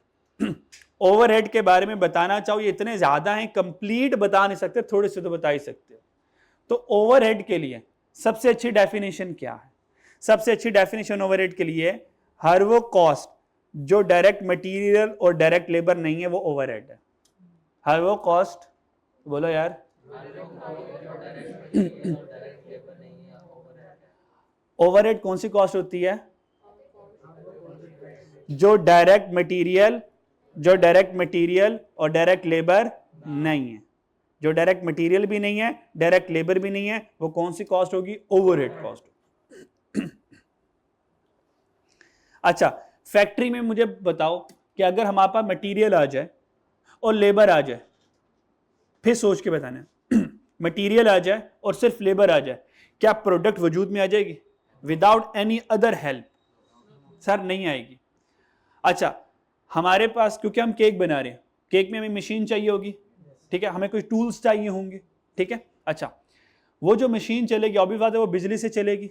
इसका मतलब केक बनाने के लिए बिजली जरूरी नहीं है, लेकिन बिजली होगी तो केक बनाने में आसानी होगी, केक बनाने में हेल्प होगी। यानी कि जो इलेक्ट्रिसिटी है ये केक बनाने में डायरेक्टली इन्वॉल्व नहीं है बल्कि इनडायरेक्टली इन्वॉल्व है। बात समझ आ रही है? अच्छा, वहां पे मशीनें भी होंगी। अब हम जरा बड़े स्केल में चल जाएं। अब बड़े स्केल में अगर हम केक मैन्युफैक्चर कर रहे हैं तो मान ले बड़े बड़े प्लांट्स हैं, वो जो बड़े बड़े प्लांट्स हैं जो जो फॉर एग्जांपल जो केक में हमने क्रीम यूज़ करनी है, जो स्पंज बनाने हैं, वो बड़े बड़े उन्होंने प्लांट्स लगाए हुए, वो जो क्रीम बनाने में बिजी होंगे। वो जो बड़े बड़े प्लांट्स हैं, उन प्लांट को चलाने वाला भी कोई ना कोई होगा। वो प्लांट को चलाना जानते हैं, वो केक बनाना नहीं जानते। इसका मतलब वो वाली लेबर भी केक में डायरेक्टली इन्वॉल्व नहीं है, बल्कि इनडायरेक्टली इन्वॉल्व है, पर वो वाली लेबर भी फैक्ट्री में काम करती है। तो ओवरहेड कॉस्ट कौन सी होगी? ओवरहेड कॉस्ट हर वो कॉस्ट होगी जो फैक्ट्री रिलेटेड कॉस्ट होगी, लेकिन वो डायरेक्ट मटेरियल नहीं होगी, डायरेक्ट लेबर नहीं होगी।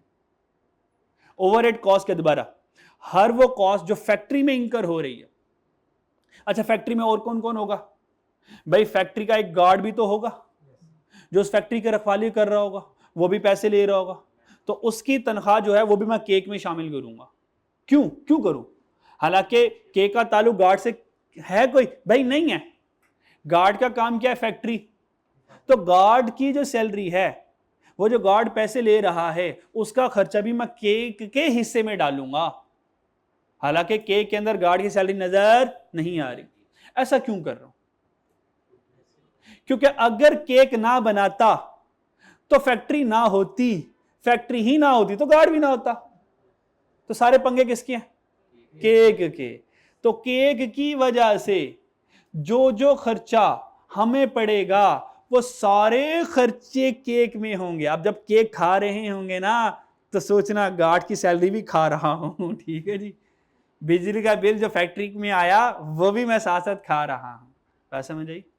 अच्छा, अब वन बाय वन पढ़ते हैं। इसका मतलब डायरेक्ट मटेरियल का पता चल गया, मटेरियल का पता चल गया, और लेबर का। अब इसके अलावा जो भी लिस्ट आपको बताने लगा हूं, वो सारी के सारी फैक्ट्री ओवरहेड की लिस्ट होगी। वो सारी कौन सी लिस्ट होगी? फैक्ट्री ओवरहेड की लिस्ट होगी। अच्छा जी, अभी बताता। हाँ, जो फैक्ट्री में ओवन्स होंगे, बिल्कुल। हाँ, वो जो ओवन्स होंगे वो तो हमारे एसेट्स होंगे, वो हमारे एसेट्स होंगे। ठीक है। अच्छा, वो जो ओवन है, वो ओवन जो है गुड्स को बनाने के लिए इस्तेमाल हो रहे हैं। ठीक है। तो जो उनकी जो डेप्रिसिएशन होगी, जो उनकी डेप्रिसिएशन एक्सपेंस होगा, वो तो चार्ज होगा ना सर, वो केक की कॉस्ट में शामिल करूंगा मैं। क्योंकि वो जो ओवन डेप्रिशिएट हो रहा है, केक बनाने की वजह से डेप्रिशिएट हो रहा है। जितने ज्यादा केक बनाऊंगा उतना ज्यादा ओवन डेप्रिशिएट होगा। ठीक है जी, अभी आनी है जरा। ठीक है, चलें जी। Number 1 sir, direct labour material हो गया। उसके बाद इनडायरेक्ट लेबर में सर कोई गार्ड होगा तो उसकी सैलरी भी केक में शामिल होगी। अगर मान लें कि फैक्ट्री बड़ी है और वहाँ पे कोई मस्जिद वगैरह भी है, मस्जिद में इमाम साहब भी हैं, वो नमाज भी पढ़ा रहे हैं और उनको भी सैलरी जा रही है, सर वो मौलवी साहब की भी जो तनख्वाह होगी वो भी केक में शामिल होगी। इसके अलावा हमने कहा हमारे एम्प्लॉयज़ हैं, हमारे एम्प्लॉयज़ से काम करते कोई बीमार हो जाता है, हमने उनको मेडिकल फैसिलिटी भी कंपनी प्रोवाइड करी है, तो भाई मेडिकल फैसिलिटी का जो खर्चा होगा वो भी केक में शामिल करेंगे। ठीक है। अच्छा, इसके अलावा जितनी भी मशीन्स होंगी उनके चलाने के जो एक्सपेंसेस होंगे, उनके जो रिपेयरिंग एक्सपेंस होंगे, वो भी कहाँ जाएंगी? केक में शामिल होंगे। जो मशीनें चलेंगी, जो बिजली कंज्यूम होगी, जो बल्ब चलेंगे, जो पंखे चलेंगे, इनकी कॉस्ट भी कहाँ शामिल होगी? केक में। रिपेयर एंड मेंटेनेंस, बेशक वो बिल्डिंग की हो, बेशक वो बोलो यार प्लांट्स की हो या मशीन्स की हो, वो भी खर्चा किसके हिस्से में जाएगा? केक। सोचो जरा, केक में इतने खर्चे आ रहे हैं। अच्छा, फैक्ट्री मान लो अपनी नहीं है, फैक्ट्री रेंट पे है, तो फैक्ट्री का रेंट भी किसके हिस्से में जाएगा? केक में। और अगर फैक्ट्री अपनी है तो बिल्डिंग की डेप्रिसिएशन, प्लांट की डेप्रिसिएशन, मशीनरीज की डेप्रिसिएशन किसके हिस्से में जाएगी? केक में। अगर हमारा एसेट, हमारी मशीन्स प्लांट कीमती है ना, हमने कहा अगर खराब हो जाए, पाकिस्तान में बिजली का आना जाना पता नहीं चलता ना, तो एकदम बिजली आई, एकदम चले गई, फिर आई, जब अब की बार आई हमारे सारे प्लांट ही लेके चले गई। ठीक है, वो सारे डिफ्यूज हो गए, शॉर्ट सर्किट हो गया। तो हमने कहा यार हमारे इतने लाखों के करोड़ों के प्लांट हैं, वो सारे तो फोत हो गए, तो हम क्या करेंगे? तो उनको रेस्क्यू करने के लिए हम क्या करेंगे? उनको इंश्योरेंस करवाए। तो जो इंश्योरेंस प्रीमियम पे कर रहे होंगे वो एक्सपेंस किसके स्कीम में जाएगा? इसके अलावा जनरेटर में हमने कहा पाकिस्तान में बिजली ना आए तो हम जनरेटर यूज करेंगे, उसका जो फ्यूल होगा, बैटरीज होंगी, उसका खर्चा किस में जाएगा? ये लिस्ट में आपको बता ही नहीं सकता। इसके लिए लिस्ट को कंप्लीट करने के लिए क्या लिखते हैं हम? जो मेरे से रिमेनिंग फैक्ट्री कॉस्ट रह गए वो भी इसमें शामिल होंगे, जो मैं नहीं बता सका। समझ आई मेरी बात? तो इसका मतलब 3 कॉस्ट पूरी हो गई। मटेरियल रॉ मटेरियल से आएगा, लेबर प्रोडक्शन डिपार्टमेंट से आएगी, और ओवरहेड्स को हम एफओएच कहते हैं, फैक्ट्री ओवरहेड। अब मैंने यहां पे देखिए, मैंने पहले एफओएच नहीं लिखा था, ठीक है, क्योंकि अब मैंने आपको बता दिया सारे के सारे ओवरहेड कौन से होंगे, फैक्ट्री रिलेटेड होंगे। कौन से होंगे? हेड ऑफिस रिलेटेड भी होंगे? नहीं, ओवरहेड कौन से होंगे? सिर्फ फैक्ट्री रिलेटेड। इसलिए इसको प्यार से पूरा नाम कहते हैं एफओएच, फैक्ट्री के ओवरहेड्स। हेड ऑफिस के ओवरहेड नहीं, सिर्फ फैक्ट्री के ओवरहेड। तो इन 3 चीजों को हम ऐड करेंगे तो हमारे पास टोटल कॉस्ट आ जाती है प्रोडक्ट की। यहां तो कोई प्रॉब्लम? अच्छा जी, अभी मैं आपको थोड़ा सा रिवाइज करने का टाइम देता हूं, ठीक है? मैं ही बोलता जा रहा हूं, एब्जॉर्ब करने का टाइम दूंगा। अभी शायद आपको शायद इस चीज का एहसास नहीं है मैं क्या करवा रहा हूं। जब मैं अगले वाले चैप्टर पढ़ाऊंगा ना, और फिर आपको याद करूं जो पहले दिन हमने फैक्ट्री वाला कंसेप्ट पढ़ा था, ये वो है, फिर कंसेप्ट आपके लिंक करेंगे। अभी आपको समझ लग रही है, लेकिन कुछ लिंक नहीं बन रहा होगा। लेकिन जब हम रेलिवेंट चैप्टर पढ़ेंगे, फिर दोबारा इसको, इस क्लास को कोट करूंगा, फिर आपको लगेगा ओ यार, वो जो हमने इतना कुछ पढ़ा था ना, वो तो यहाँ पे इस्तेमाल हो रहा है, ये तो यहाँ पे इस्तेमाल हो रहा है। ठीक है जी? अच्छा, जो हमारे पास रॉ मटेरियल होगा बच्चों, वो कहाँ जाएगा? प्रोडक्शन डिपार्टमेंट में। प्रोडक्शन डिपार्टमेंट में उसको कौन वेलकम करेगा? लेबर। और लेबर ओवरहेड को, प्लीज दोबारा सुनना मेरे वर्ड को, लेबर ओवरहेड को इस्तेमाल करके क्या करेगी? रॉ मटेरियल को फिनिश गुड में कन्वर्ट करेगी। दोबारा, रॉ मटेरियल कहां जाएगा? प्रोडक्शन डिपार्टमेंट जाएगा। प्रोडक्शन डिपार्टमेंट में उसको वेलकम कौन करेगा? लेबर करेगी। फिर लेबर किसके साथ मिल जाएगी? ओवरहेड के साथ। लेबर ओवरहेड के साथ मिलकर क्या करेगी? रॉ मटेरियल को फिनिश गुड में कन्वर्ट कर देगी, और इस तरह हमारी प्रोडक्ट बन जाएगी। तो फिर मैं कह सकता हूं ये बड़ी बड़ी कीमती बातें जो आगे में इस्तेमाल होनी है। हम पहली क्लास में मैं इसलिए मुश्किल बातें पहले ही बता देता हूं, ताकि जब ये वाली बात आगे आए ना, तो इससे आप फैमिलियर हो। तो कह सकता हूं डायरेक्ट लेबर और एफओएच, कह सकता हूं ये जो डायरेक्ट लेबर और एफओएच है, ये हमारी क्या करती है? मटेरियल को कन्वर्ट करेंगे फिनिश गुड। तो कह सकता हूं ये कन्वर्जन कॉस्ट है। डायरेक्ट लेबर और एफओएच कह सकता हूं ये कन्वर्जन कॉस्ट है। ये किसको कन्वर्ट करते हैं? ये किसको कन्वर्ट करेंगे? हाँ, ये रॉ मटेरियल को कन्वर्ट करते हैं फिनिश गुड। क्लियर है? तो इसका मतलब ये हुआ, ये जो मटेरियल यूज हुआ ये फैक्ट्री में गया, फैक्ट्री में लेबर ने और किसने? एफओएच ने मिलकर, इन दोनों ने मिलकर, लेबर और एफओएच ने दोनों ने मिलकर रॉ मटेरियल को फिनिश गुड में कन्वर्ट कर दिया। तो अगर मैं कभी आपसे पूछूं बच्चों कन्वर्जन कॉस्ट क्या, तो आप क्या कहेंगे? डायरेक्ट लेबर और एफओएच। और लॉजिक क्या है? क्योंकि यही दोनों कन्वर्जन कॉस्ट क्यों कहते हैं? क्योंकि यही दोनों कन्वर्ट करते हैं रॉ मटेरियल को फिनिश गुड में। That's why these are called conversion cost, क्योंकि ये कन्वर्ट करते हैं रॉ मटेरियल को फिनिश गुड में। इनके कन्वर्जन पॉलिसीज की वजह से इनका नाम कन्वर्जन कॉस्ट पड़ा, वरना कोई रट्टे वाली चीज नहीं है। अगर मैं आपसे पूछूं कन्वर्जन कॉस्ट क्या कहेंगे? सर डायरेक्ट एफर्ट, ये तो रट्टा हो गया। पर इसके पीछे लॉजिक सोचें कि यार इनको कन्वर्जन कॉस्ट क्यों कह रहे हैं? क्योंकि यही दो हैं जो कन्वर्ट कर रहे हैं रॉ मटेरियल को फिनिश गुड। बात समझ आ रही? चलिए, और फिनिश जब सब कुछ तो फिनिश गुड का एक स्टोर होगा, और फिनिश गुड के स्टोर में हम क्या करेंगे? ये सारी जो चीजें बन गई हैं उनको वहां पे रख देंगे। तो ये कॉस्ट ऑफ गुड्स मैन्युफैक्चर्ड आ गया। याद है जो मैंने आपको पीछे दिखाया था, ये वाला, ये कॉस्ट ऑफ गुड मैन्युफैक्चर्ड दिखाया था। ये कॉस्ट ऑफ गुड मैन्युफैक्चर्ड कैसे बना होगा?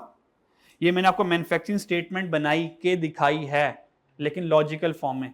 Raw material opening, material purchase, ये मटेरियल आ गया, फिर इसमें डायरेक्ट लेबर, और आपको पता है यहां तक प्राइम कॉस्ट आ जाती है हमारे पास। डायरेक्ट मटेरियल और डायरेक्ट लेबर को ऐड करें तो प्राइम कॉस्ट बनती है। ये आगे सब कुछ आना है, ठीक है? ये प्राइम कॉस्ट, और फिर नीचे सारे कौन से आ गए? एफओएच। तो मटेरियल, लेबर, एफओएच, प्रोडक्ट बन।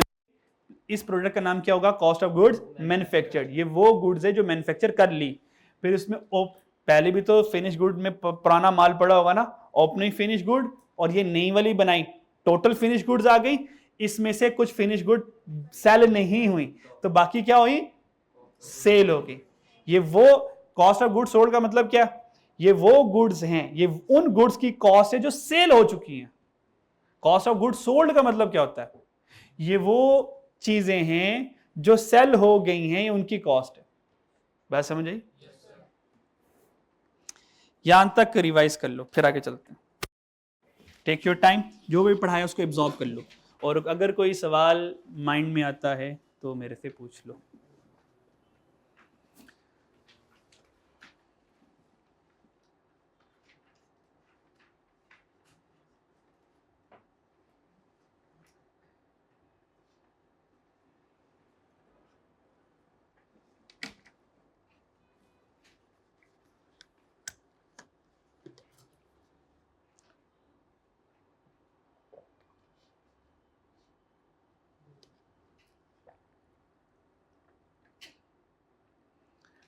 अगर आप लगे कोई चीज़ मुश्किल हो रही है तो आप लोग मुझसे दोबारा पूछ सकते हैं।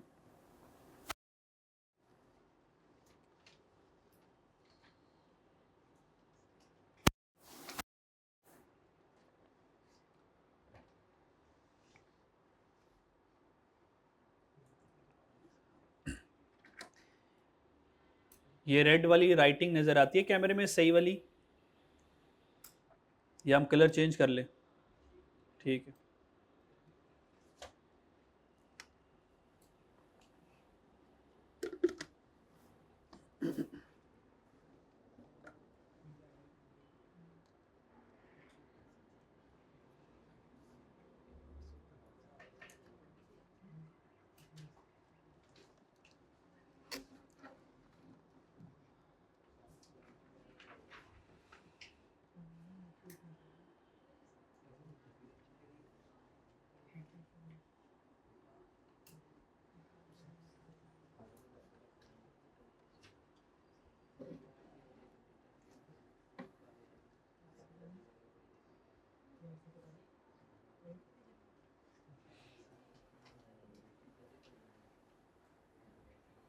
चलें आगे।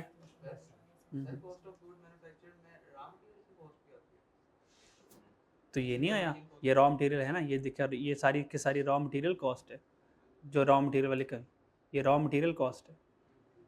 ठीक है, तो कॉस्ट ऑफ गुड्स मैन्युफैक्चर्ड ये है ना, ये रेड वाला है, तो इसमें कौन कौन सी कॉस्ट है, रॉ मटेरियल के स्टोर वाली ये वाली कॉस्ट है, डायरेक्ट लेबर वाली कॉस्ट है, और सारा एफओएच है, तो कॉस्ट ऑफ गुड्स मैन्युफैक्चर्ड। खैर हमें ये देखना नहीं है, ये हमारे सिलेबस का हिस्सा नहीं है, इसी अंडरस्टैंडिंग करवा रहा हूँ चीज़ों की कुछ। ठीक है, इनमें से जो चीज़ मुझे चाहिए थी वो मुझे कन्वर्जन कॉस्ट का कंसेप्ट समझाना था आपको एक, सही, और मटेरियल यूज इन प्रोडक्शन, ये वाली बात थोड़ी सी बतानी थी आपको। ठीक हो गया, आगे चलते हैं। हमारे पास मैन्युफैक्चरिंग बिजनेस में 3 स्टॉक होते हैं। ये चैप्टर नंबर 1 में मैंने बताना है दोबारा, ये दोबारा बात चैप्टर 1 में आएगी, लेकिन अभी सुन लें क्योंकि अभी स्क्रीन में चीज़ें सामने है मेरी, तो अभी चीज़ों को समझाना बताना मेरे लिए बहुत आसान है। ठीक है, अच्छा जी, हमारे पास 3 तरह के स्टॉक होते हैं मैन्युफैक्चरिंग बिजनेस में। कितने स्टॉक होते हैं, रॉ मटेरियल का स्टॉक होता है, वर्क इन प्रोसेस का स्टॉक होता है, और फिनिश गुड का स्टॉक होता है। तीनों को बताना ज़रूरी है क्योंकि आगे ये चीज़ें आएंगी। नंबर 1, रॉ मटेरियल के स्टॉक की ज़ियारत करवा दूं।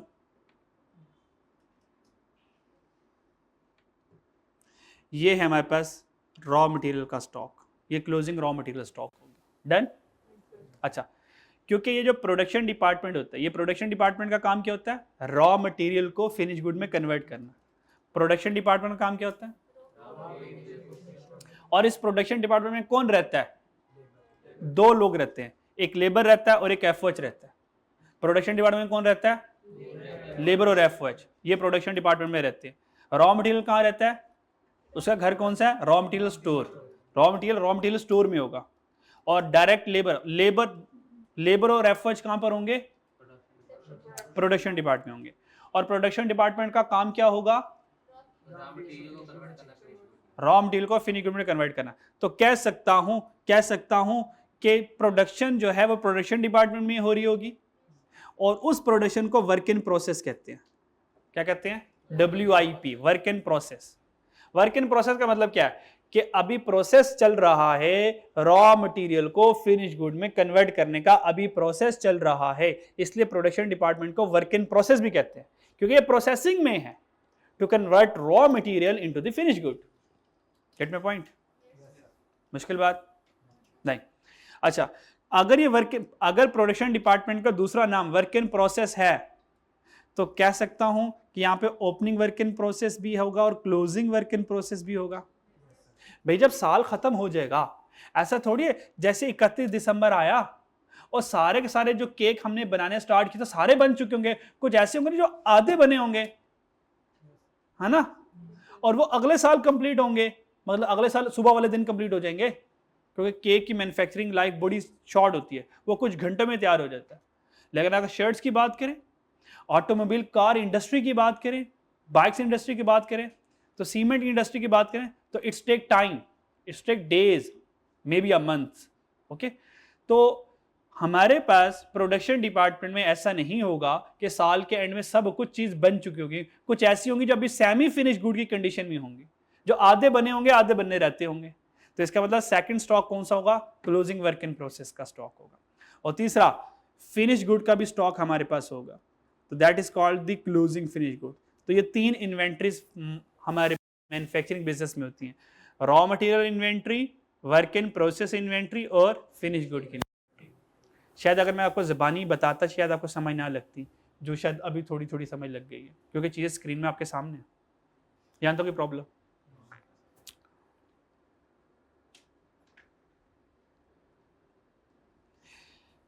Cost classification. प्रोडक्ट को बनाने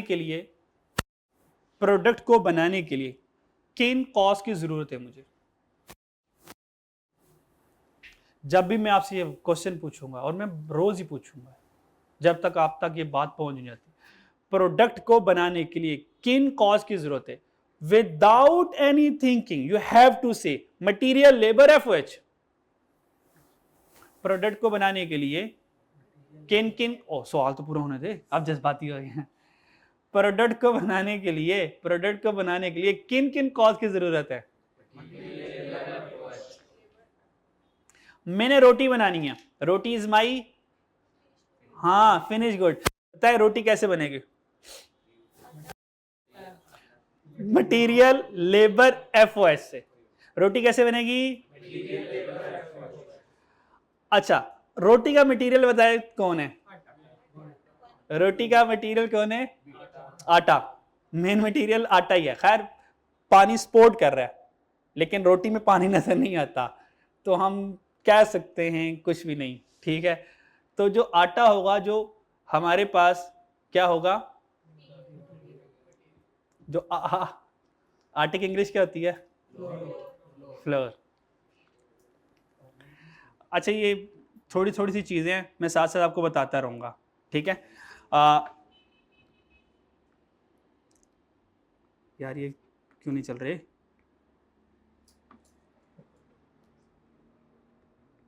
चल जाए यार।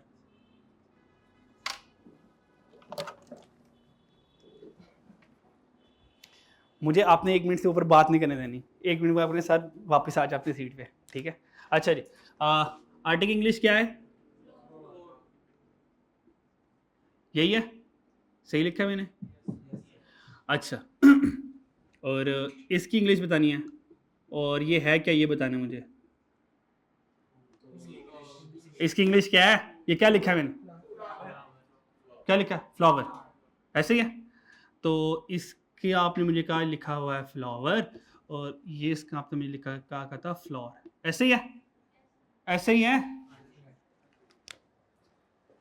बच्चों। क्योंकि आप लोगों ने ना सीए तो कर ही लेना है, लेकिन बच्चों आपने ना जितनी भी कोशिश हो सके आपने अपने कम्युनिकेशन भी बेहतर करनी है, और कम्युनिकेशन तब बेहतर होगी when you have a galaxy of words. चंद लफ्जों से इंग्लिश नहीं आती। इंग्लिश क्या है? To speak English is nothing difficult. हम क्यों नहीं बोल पाते? क्योंकि हमारे पास ना वोकैबुलरी नहीं है। इंग्लिश क्या है? वोकैबुलरीज को सिर्फ यूज करना इंग्लिश है। वोकैबुलरी को सिर्फ यूज करना, हमारे पास गैलेक्सीज ऑफ वर्ड्स नहीं है, हमारे पास इंग्लिश के वर्ड्स नहीं है। That's why our mind can't process everything in English. वो कहता नहीं उर्दू में हम बात कर लेंगे, ठीक है। तो जितनी कोशिश हो आपने सीए के साथ साथ इनके ऊपर भी मेहनत करनी है। मैं आस्ता आस्ता बताता रहूंगा। ये जो है आटा, जो यार ये सारे फोर्थ क्यों है?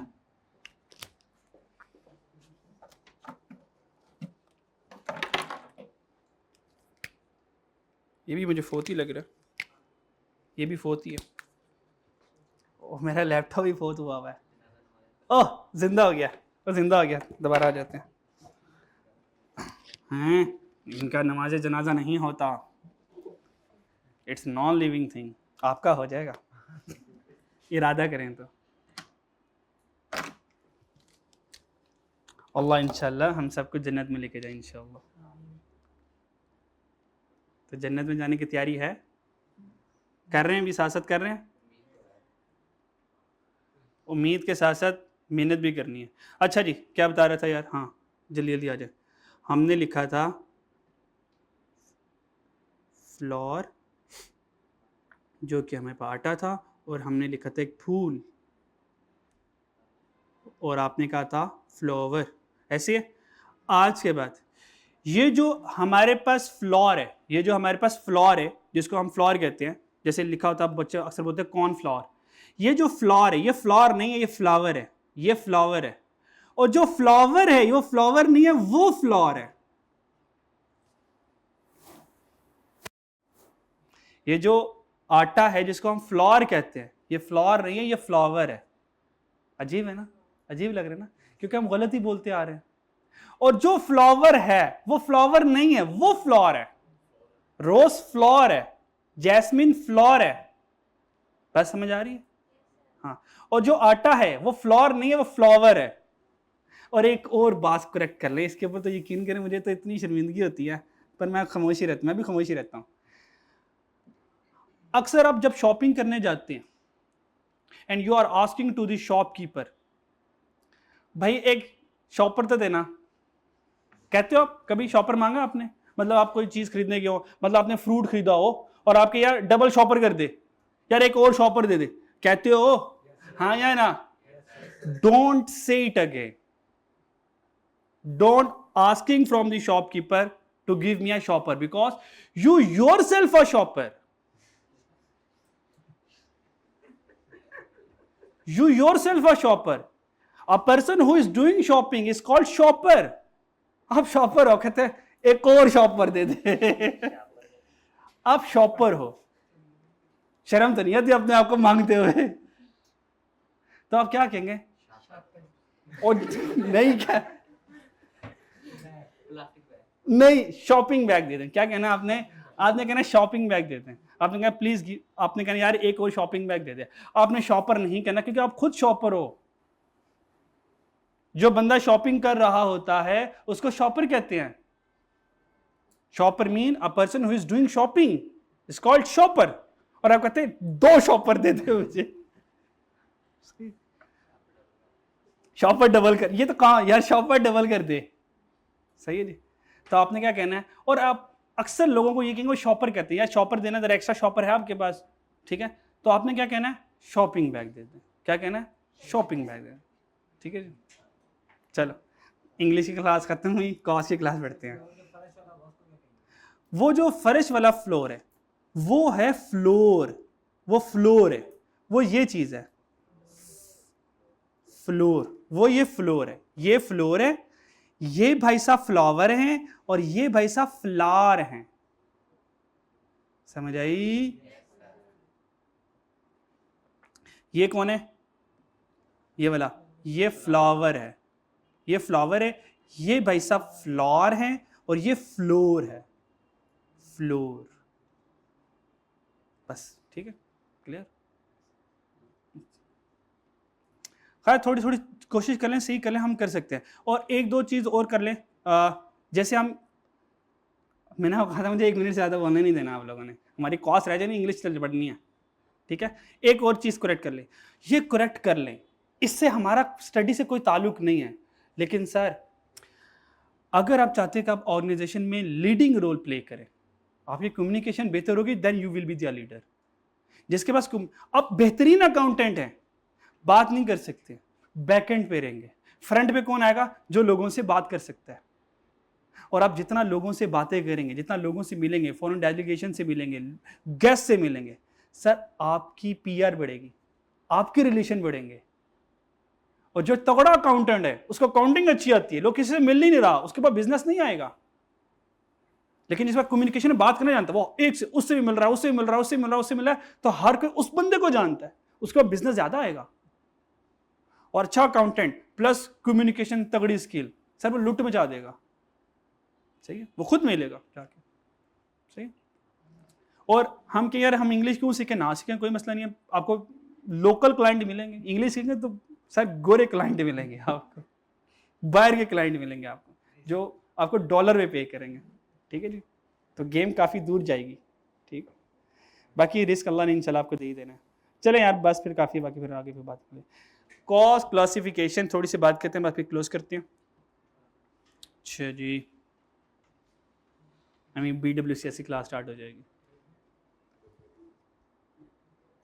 अच्छा जी, कॉस्ट क्लासिफिकेशन में ये जो हमने मटेरियल, लेबर और एफर्ट पढ़ा, अब हम इस मटेरियल, लेबर, एफर्ट को डिफरेंट कैटेगरी में क्लासिफाई करने लगे। कॉस्ट की क्लासिफिकेशन में सबसे पहले क्लासिफिकेशन बाय फंक्शन। ये 3 लोग ही होंगे। 3 लोग कौन है? Material, labour, effort. लेकिन कॉस्ट की क्लासिफिकेशन में एक चौथा कॉस्ट भी आएगी, वो थोड़ी देर बाद रिवील करूंगा। कॉस्ट क्लासिफिकेशन में हमारे पास 2 तरह की कॉस्ट होती है। Number 1 is called product cost and second one is called non product cost. अब चेक करें मैंने प्रोडक्ट कॉस्ट की डेफिनेशन कैसे लिखी है। जैसे कि दिस इज अ कार, ये वाली इंग्लिश लिखी है। क्यों लिखी है ऐसा? ताकि आप लोग आसानी से समझ जाए। मेरी लंबी चौड़ी डेफिनेशन नहीं सुनानी है आपसे, मुझे कंसेप्ट पहुंचाना है। प्रोडक्ट कॉस्ट क्या होगी? प्रोडक्ट कॉस्ट वो कॉस्ट होगी जो प्रोडक्ट का हिस्सा होगी, which is a part of production process. जो प्रोडक्शन प्रोसेस का हिस्सा होगी वो प्रोडक्शन कॉस्ट होगी। क्या प्रोडक्शन प्रोसेस में मटेरियल हिस्सा होती है? लेबर प्रोडक्शन में इस्तेमाल होती है? एफओएच प्रोडक्शन में इस्तेमाल होते हैं? मेरी बात समझ आई? अच्छा, अगली बात, आपको पता है कि अगर हम एक लार्ज ऑर्गेनाइजेशन की बात करें तो उनकी फैक्ट्री का एरिया अलग होता है, हेड ऑफिस अलग होता है। हेड ऑफिस अलग होता है। हेड ऑफिस सारे के सारे एक्सटर्नल मामला देता है, सप्लायर से और कस्टमर से डायरेक्ट डील करना, सप्लायर से डील करना, बैंक से, एफबीआर से, बाकी स्टेक होल्डर से वो डील करता है। हेड ऑफिस में अकाउंटेंट बैठा हुआ है, वो अकाउंटेंट सैलरी ले रहा है, क्या वो प्रोडक्शन कॉस्ट होगी? हेड ऑफिस ने क्या किया, अपने मुलाजमीन को पिक एंड ड्रॉप करने के लिए उसने एक बस खरीदी है, वो वैन का खरीदना क्या प्रोडक्ट कॉस्ट होगा? हेड ऑफिस की बिल्डिंग का रेंट जो है वो प्रोडक्ट कॉस्ट होगा? नहीं कॉस्ट नहीं। क्या मैं बात समझा पाया? नॉन प्रोडक्ट कॉस्ट क्या होगी? नॉन प्रोडक्ट कॉस्ट वो होगी, हर वो कॉस्ट जो प्रोडक्शन में इन्वॉल्व नहीं हो रही। इसका मतलब ये नॉर्मली हेड ऑफिस की कॉस्ट होगी। ये नॉर्मली कौन सी होगी? हेड ऑफिस की कॉस्ट होगी। आगे एग्जांपल्स दूंगा, थोड़ा सा वेट कर लेंगे। फिर सेकंड क्लासिफिकेशन जो है कॉस्ट क्लासिफिकेशन बाय एलिमेंट। पहला कौन सा था? अच्छा, ये याद नहीं रखना कि फंक्शन होता है, एक एलिमेंट भी होता है, ठीक है, उसके बाद बाय नेचर भी होती है, बाय बिहेवियर भी होता है, ये याद नहीं रखना। सिर्फ ये याद रखना है प्रोडक्ट कॉस्ट क्या है, नॉन प्रोडक्ट कॉस्ट क्या है। याद रख पाएंगे? प्रोडक्ट कॉस्ट क्या बताए फिर, और नॉन प्रोडक्ट कॉस्ट क्या? ठीक है। फिर आता है बाय एलिमेंट। एलिमेंट के लिहाज से कॉस्ट 3 तरह की होती है, जो कि मैंने आपको शुरू में बता दिया था, मटेरियल, लेबर, एफओएच। आगे चलते हैं। नेचर के लिहाज से कॉस्ट 2 तरह की होगी। नेचर के लिहाज से कॉस्ट कितनी तरह की होगी? 2 तरह की होगी, डायरेक्ट कॉस्ट और indirect cost. Behaviour wise cost 4 तरह की होगी, होती 3 है, चौथा कंप्लीमेंट है। Fix cost, variable cost, semi variable cost को टोटल कॉस्ट कहते हैं, और स्टेप फिक्स कॉस्ट, ये फिक्स कॉस्ट की एक टाइप है, और चौथी आ गई हमारे पास स्टेप फिक्स कॉस्ट। ये 4 तरह की कॉस्ट बाय बिहेवियर। इन चारों को डिटेल में कल बताऊंगा, अभी सिर्फ 2 बताऊंगा, फिर हम क्लास क्लोज करें। आज के लिए इतना काफी है। नंबर 1, अब यहां से कुछ कहानी बनना शुरू हो जाएगी आपकी। बिजनेस की टोटल कॉस्ट, बिजनेस की टोटल कॉस्ट। प्रोडक्शन कौन कर रहा है? बिजनेस कर रहा है। और वो बिजनेस कौन सा? Manufacturing business. उस बिजनेस की टोटल कॉस्ट में कौन कौन सी कॉस्ट शामिल होंगी? तो याद रखिएगा, टोटल कॉस्ट में product cost plus non product cost, दोनों को ऐड करूंगा, इन दोनों को ऐड करूंगा तो बिजनेस की टोटल कॉस्ट बनेगी। ये जो प्रोडक्ट कॉस्ट और नॉन प्रोडक्ट कॉस्ट है, दोनों को ऐड करूंगा, बिजनेस की टोटल कॉस्ट बनेगी। अगर मैं आपसे पूछूं टोटल कॉस्ट क्या है, तो आप क्या कहेंगे? दोबारा, टोटल कॉस्ट में कौन कौन सी कॉस्ट शामिल होंगी? प्रोडक्ट कॉस्ट और नॉन प्रोडक्ट कॉस्ट। आगे चलते हैं, प्रोडक्ट कॉस्ट में कौन कौन सी कॉस्ट शामिल होती हैं? वही मशहूर जमाना 3 चीजों को बनाने। अच्छा, मेरे सवाल जरा गौर गौर से सुनने हैं। जब मैं कहूंगा चीजों को बनाने की कॉस्ट, इसका मतलब प्रोडक्ट कॉस्ट कह रहा हूं। और अगर मैं कहूं टोटल कॉस्ट ऑफ बिजनेस, फिर नॉन प्रोडक्ट भी आ जाएगी। तो बिजनेस की प्रोडक्ट को बनाने के लिए 3 cost, material cost, labour cost, FOH cost. Material, labour, FOH के बारे में कुछ बता चुका, कुछ अभी बताऊंगा। और नॉन प्रोडक्ट कॉस्ट कौन सी होती है? इनका ताल्लुक प्रोडक्शन से नहीं होता। For example admin cost. ये जो एडमिन डिपार्टमेंट होगा, क्या एडमिन डिपार्टमेंट प्रोडक्शन में हिस्सा लेता है? नहीं। एडमिन डिपार्टमेंट ने तो सारे एडमिनिस्ट्रेटिव टास्क देखने कि कस्टमर कितने हैं, सप्लायर कितने हैं, ठीक है, और इसके अलावा बिजनेस के बाकी मामलात को देखना है, सैलरी वगैरह इशू करनी है, हायरिंग फायरिंग करनी है, ठीक है जी, बिजली के बिल्स को देखना है, उनकी पेमेंट वगैरह करनी है, ठीक है। सेलिंग एंड डिस्ट्रीब्यूशन डिपार्टमेंट, इन्होंने क्या करना है? जो फैक्ट्री में हमारे पास फिनिश गुड बन गए थे, तो सेलिंग एंड डिस्ट्रीब्यूशन क्या करेगा? उनको बेचेगा, उनको एडवर्टाइज करेगा, कोई प्रमोशन लगाएगा, कोई डिस्काउंट देगा। तो सेलिंग एंड डिस्ट्रीब्यूशन, क्या ये चीज़ें बनाते हैं? क्या चीज़ें बनाने में इनका कोई रोल होता है? नहीं होता। फाइनेंस कॉस्ट, मान लें कि हमें बिजनेस को करने के लिए कैश कम पड़ गया, पैसे कम पड़ गए, हमने बैंक से लोन लिया। हमने बैंक से लोन लिया और उसके ऊपर हम बैंक को इंटरेस्ट पे कर रहे हैं। ये जो इंटरेस्ट पे कर रहे हैं, क्या इससे कोई प्रोडक्शन बन रही है? क्या ये चीज़ें बनाने में इस्तेमाल हो रहा है? तो फाइनेंस कॉस्ट का ताल्लुक प्रोडक्शन से है, एडमिन का ताल्लुक प्रोडक्शन से है, सेलिंग डिस्ट्रीब्यूशन का ताल्लुक प्रोडक्शन से है? नहीं है। तो ये सारे के सारे कौन से कहलाएंगे? क्या कहलाएंगे? नॉन प्रोडक्ट कॉस्ट, क्योंकि इन तीनों का ताल्लुक प्रोडक्शन से नहीं है। तो प्रोडक्शन से ताल्लुक इनका है, मटेरियल का, लेबर का और एफओएच। लास्ट बात, मटेरियल 2 तरह का होगा, ये कल बताऊंगा, आज नहीं बताऊंगा। मटेरियल 2 तरह का होता है, डायरेक्ट मटेरियल और इनडायरेक्ट मटेरियल। अब डायरेक्ट मटेरियल क्या होता है, इनडायरेक्ट मटेरियल क्या होता है, ये कल की क्लास हमारी यहां से स्टार्ट होगी। लेबर 2 तरह की होती है, डायरेक्ट और इनडायरेक्ट। बात समझ आ रही है? तो डायरेक्ट और इनडायरेक्ट मटेरियल होगा, डायरेक्ट और इनडायरेक्ट लेबर होगी। एफओएच हमेशा इनडायरेक्ट होगा। क्यों? क्योंकि एफओएच कभी भी प्रोडक्ट में नजर नहीं आ रहा होता, ये तो प्रोडक्ट को बनाने के लिए इस्तेमाल होता है। क्या केक में बिजली नजर आ रही होती है? क्या केक में इलेक्ट्रिसिटी बिल नजर आ रहा होता है? फैक्ट्री का रेंट नजर आ रहा होता है? मेडिकल अलाउंस नजर आ रहा होता है? सैलरी नजर आ रही होती? नहीं। केक में क्या नजर आ रहा होता है? बनाने वाले की मेहनत और मटेरियल नजर आ रहा होता है, ठीक है। और नॉन प्रोडक्ट कॉस्ट याद रखना, ये तो क्योंकि प्रोडक्ट का हिस्सा नहीं है तो इनडायरेक्ट है। एफओएच भी डायरेक्ट हिस्सा नहीं था, इसलिए भी हमने इसको इनडायरेक्ट कह दिया। और नॉन प्रोडक्ट तो वैसे ही हिस्सा नहीं है, तो सारे के सारे नॉन प्रोडक्ट कॉस्ट कौन सी कॉस्ट होती है? Indirect cost. तो नेचर के लिहाज से 2 कॉस्ट होगी, डायरेक्ट और इनडायरेक्ट। कल यहां से दोबारा बात हम स्टार्ट करेंगे। आज तक का रिवाइज कीजिएगा, अपना ख्याल रखिएगा। अल्लाह हाफिज।